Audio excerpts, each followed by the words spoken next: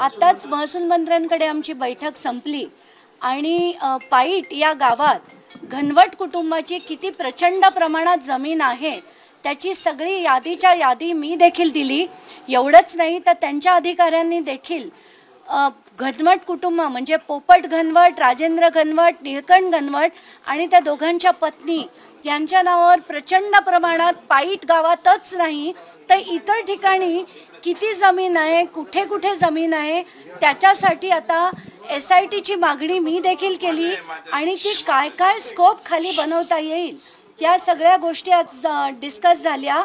त्यांनी त्यांच्या सगळ्या अधिकाऱ्यांना SIT गठन करण्यासाठी लागणारा पूर्ण स्कोप हा तयार करायला सांगितलंय आणि आज गृहमंत्र्यांची आणि मुख्यमंत्र्यांची ते मान्यता घेऊन ते SITचं गठन करून त्या स्कोपमध्ये काय काय हवं हे आमच्याबरोबर सुद्धा डिस्कस करण्यात येईल आणि ते लवकरच जाहीर होईल।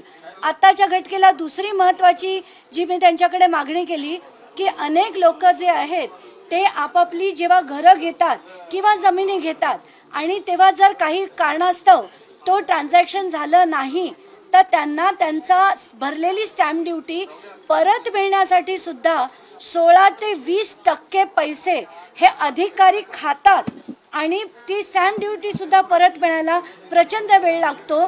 तर याच्यावर सुद्धा त्यांनी ताबडतोब डायरेक्शन्स काढलेत आणि ते डायरेक्शन्स देखील आपल्या पुढे आज रात्रीपर्यंत नक्कीच येतील।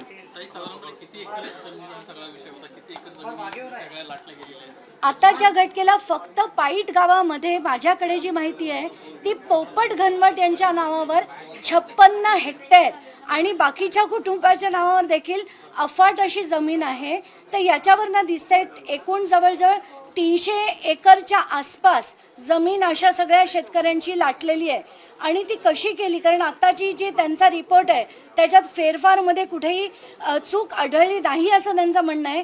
तर म्हणूनच मी ती SITची मागणी केली की SITमध्ये अनेक गोष्टी बाहेर येतील, त्याच्यात जमिनीसाठी आलेला पैसा तो कुणाचा होता, कोणी पैसे भरले, म्हणजे इन्कम टॅक्समध्ये याचं रिपोर्टिंग झालंय की नाही, पोलिसांनी यांच्यावर केलेले जे गुन्हे आहेत तर ते कोणाच्या सांगण्यावरनं झाले, स्टेशन डायरी जी मी मागच्या वेळेस मांडली होती या सगळ्यावर पुढे चौकशी होऊन त्यातनं SITमध्ये कोण कोण अधिकारी येणार, सरकारकडनं कोण असणार या सगळ्या गोष्टींवर आज फायनलाइज होऊन मुख्यमंत्र्यांकडनं त्याचा नॉड आल्यानंतर ते जाहीर होईल अशी अपेक्षा आहे।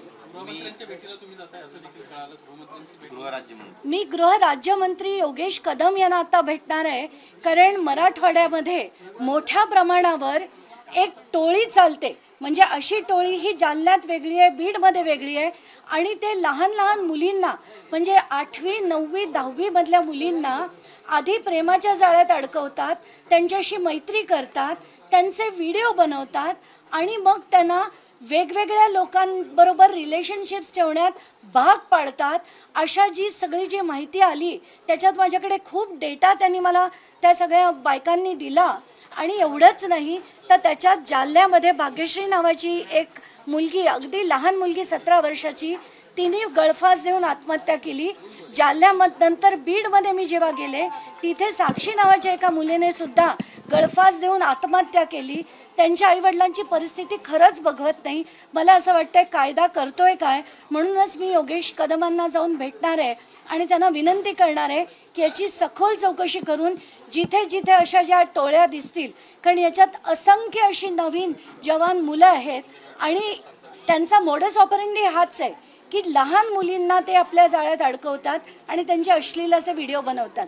तर याच्यावर चौकशीसाठी मी त्यांच्याकडे मागणी करणार आहे। तुम्ही नुकतंच एक ट्विट केलंय पुण्यातल्या लव्ह जिहाद संदर्भात आणि चित्रा वाघ यांना टीका लगावलाय, काय नाही, मला असं वाटतंय की कायदा जे करायचं ते करणं सोडून जर पोलिसांनी कारवाई करायची असते, कोर्टांनी कारवाई करायची असते, पण आता सर्रास भाजपचे कार्यकर्ते जाऊन कोणाला मारतात काय, कोणाला ठोकतात काय, मंगेशकर हॉस्पिटलची जाऊन तोडफोड करतात काय आणि कायदे करणारे जी माणसं आहेत जसे चित्रा वाघ त्यांनी तर खरं हे थांबवायला हवं होतं, कार्यकर्त्यांना ओरडायला हवं होतं, त्या समर्थन करताना जेव्हा दिसतात तर महाराष्ट्र याच्या पुढे अशा ठोकशाहीच्या राजकारणात चालणार का असा प्रश्न मी त्यांना विचारलाय माझ्या ट्विटच्या माध्यमातून।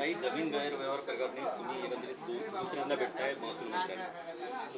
महसूल मंत्र्यांनी आश्वासित केलंय का की या एकंदरीतच शेतकऱ्यांना न्याय मिळेल असं?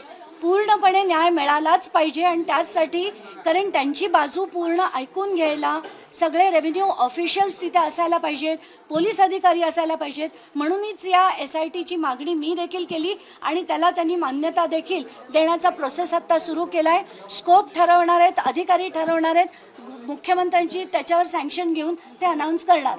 खेड राजगुरूमध्ये अजूनही आणखी बरीच प्रकरणं जी जमीन खेड राजगुरू नगरच नाही, या व्यतिरिक्त अनेक ठिकाणून मला चाकणहून काय किती ठिकाणून मेल झाले ते देखील मी आज त्यांना दाखवले. म्हणून मराठवाडा, विदर्भ म्हणजे पूर्ण महाराष्ट्रात या घनवट कुटुंबांनी किती जमीन घेतली याची सगळ्याची चौकशी होणार आहे. धन्यवाद.